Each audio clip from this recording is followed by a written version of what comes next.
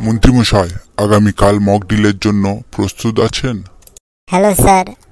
High reporter. আশ্চর্যের বিষয়, আজ এত রাত পর্যন্ত অফিসে? এমন কিছু না, মক ডিলের প্রস্তুতি চলছে। ও হ্যাঁ, এই ব্যাপারে দেশের নাগরিকের কিছু প্রশ্ন ছিল। পেহেলগাঁও হামলার আজ 10 দিনের উপর হলো। আপনি বললেন বদলা নেব। কি হলো স্যার? এই দেশের মহিলাদের সিঁদুর কেটে নিল ওই সব জঙ্গিরা, আর আপনি শুধু মক ডিল করছেন। রিপোর্টার, এই নিউজ রেকর্ডিং বন্ধ করো। একটা সিক্রেট বলার আছে। Stop the recording. এই মক ডিল তো শুধু সব মানুষদের ধ্যান কাড়ার জন্য। মানে?